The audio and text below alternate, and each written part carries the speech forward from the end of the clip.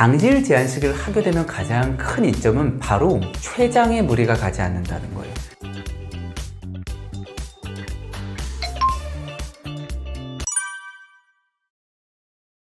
자가 면역 질환이 폭발적으로 늘어나는 이유는 아무래도 이 가공식품의 섭취가 아닌가 생각이 듭니다. 점점 자연식품은 멀리하죠. 그리고 점점 가공식품, 즉 공장맛 음식은 좋아합니다. 마트에만 가보세요. 밀키트 엄청나게 많습니다. 근데 이 밀키트에 들어가 있는 양념류 한번 보세요. 양념류에 이름 모를 성분들이 굉장히 많이 있습니다.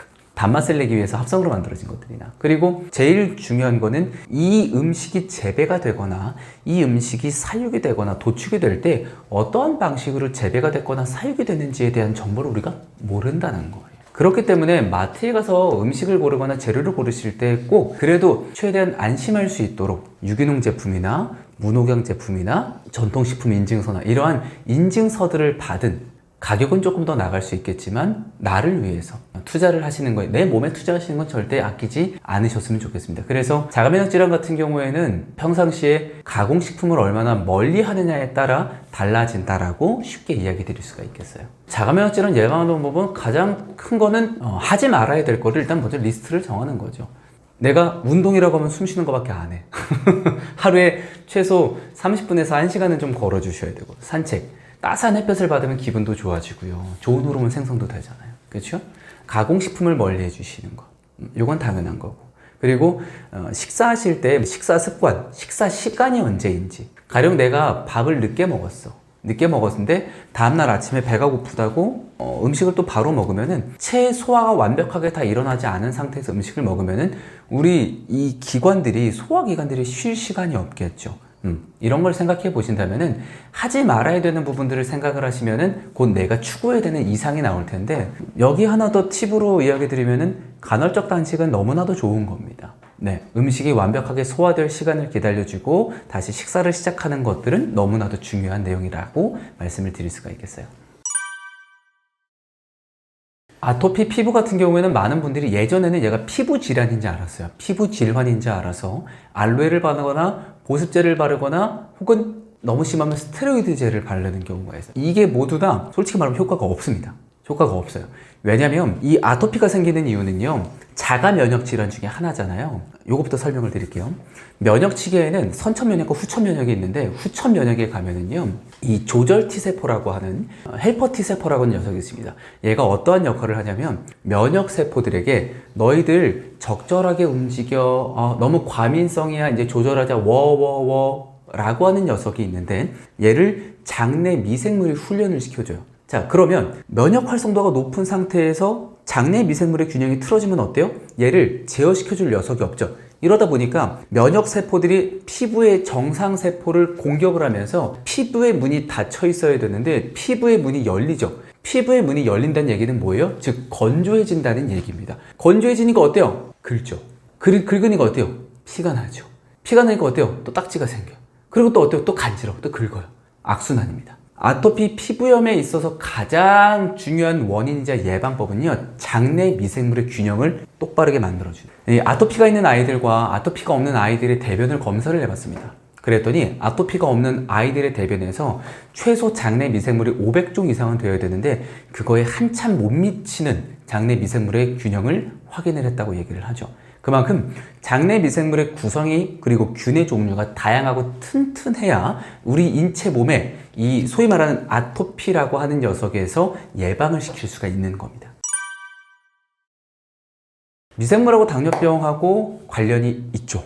우리가 탄수화물을 섭취를 하면은 소화 과정을 통해서 당이라는 녀석을 만들어냅니다. 자, 그러면은 이 당이라는 녀석은 영양소이기 때문에 우리가 원료로 써야 되잖아요. 그럼 어디에서 뭐가 나와요? 췌장에서 인슐린이 나와서 얘를 당을 가지고 세포에 있는 인슐린 수용체로 가서 딸깍 문을 열어서 당을 넣어줍니다.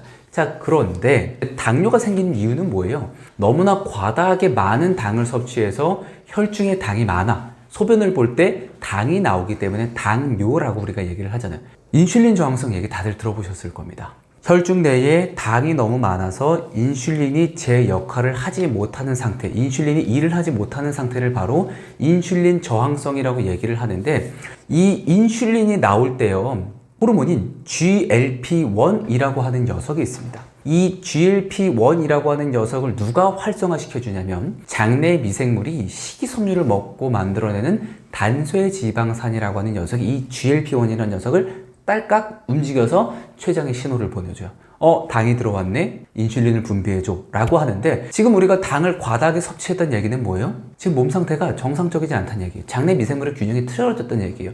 이런 분들 보면은 살은 많이 쪄 있거나 비만하거나, 그렇죠? 혹은 마른 비만인데 근육은 없고 내장 지방만 많거나 이런 분들이 많을 겁니다. 이런 분들 같은 경우에도 제일 첫 번째로 당뇨를 제일 먼저 우선적으로 끊을 수 있는 것, 물론 이 얘기를 드려야 돼요. 유전적인 당뇨는 어릴 때 발병이 되기 때문에 1형 당뇨 같은 경우에는 주의 깊게 봐주셔야 되고요.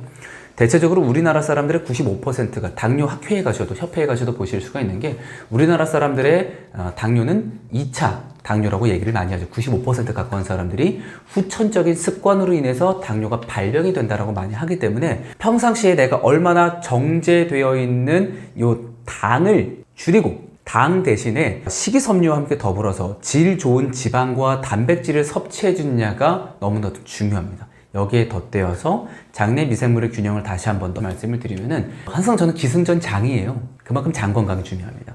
장내 미생물의 균형과 구성, 이거는 강조해도 지나치지가 않기 때문에 이거를 우선적으로 돌려주셔야 됩니다.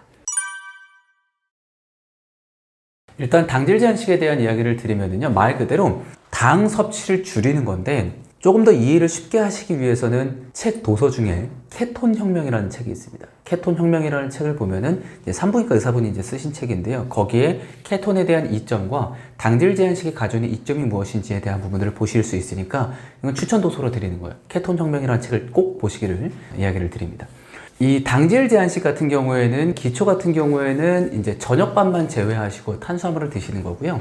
그리고 표준 같은 경우에는 아침이나 점심 중에 두 끼 중에 한 끼만 드시는 거고 저녁밥은 제외하시는 거예요. 그리고 슈퍼 같은 경우에는 세 끼다. 탄수화물을 제외하시는 건데 저녁밥 제외하는 거는 당연하고요. 당질 제한식이 곧 간헐적 단식이 된다고 말씀을 드릴 수가 있겠습니다.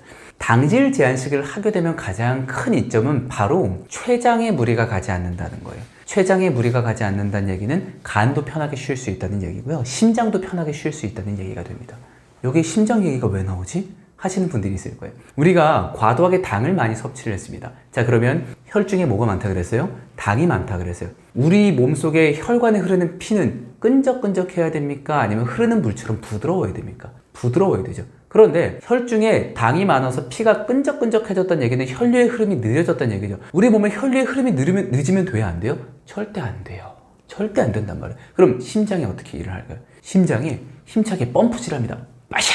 빠샤! 이러다 보니까 심장에도 무리가 가요. 혈류를 빨리 돌게 해주기 위해서. 당질 제한식을 하게 되면 가져올 수 있는 이점이 상당히 많습니다. 탄수화물을 꼭 밥으로만 섭취해야 된다고 생각하시는 분들이 많이 계실 텐데 채소에도 탄수화물은 들어가 있고요. 고기에도 탄수화물은 들어가 있고요. 단백질 돼 있는 것들도 탄수화물은 다 들어가 있습니다. 모든 음식들에는 탄수화물이 들어가 있습니다. 이 고슬고슬한 쌀밥에서 오는 단맛, 즉 슬로우 드럭이라고 얘기하는, 얘도 마약이라고 얘기를 하거든요. 천천히 중독되는 마약이라고 얘기하는데 이 씹을 때 느껴지는 단맛을 포기 못해서 이 쌀밥을 드시는 분들이 많이 계시지만 얘를 처음에 조금 변화를 주기 위해서 잡곡밥으로 천천히 바꿔주시는, 혹은 현미밥이나 흑미밥으로 먼저 도전을 해보시는 건 어떤가 생각을 이야기를 드려봅니다. 아무래도 포화지방으로 이루어져 있는 기름이 아니라 불포화지방으로 이루어져 있는 기름들이 좀 위험하죠. 말 그대로 포화지방이라고 하는 녀석들은 지방산이 이렇게 구멍이 난 곳이 없이 이렇게 둘러싸고 있는 걸 포화지방이라고 얘기하는데, 불포화지방 같은 경우에는 지방산이 어느 하나가 싹 빠진 겁니다. 이러다 보니까 가열을 했을 때, 고온으로 가열했을 때 어떠한 위험이 있어요? 바로 얘가 탈 수 있는 위험이 있는 거예요. 불포화지방 같은 경우에는 가장 첫 번째로 꼭 피하셔야 되는 거는 식용유입니다. 식용유. 잘 생각해 보시면 물론 필요합니다. 필요한데 집에서 드시는 것만큼은, 콩에서 기름 짜봐야 얼마나 나오겠어요? 냉압착 해봐야 얼마나 나오겠습니까? 콩에서.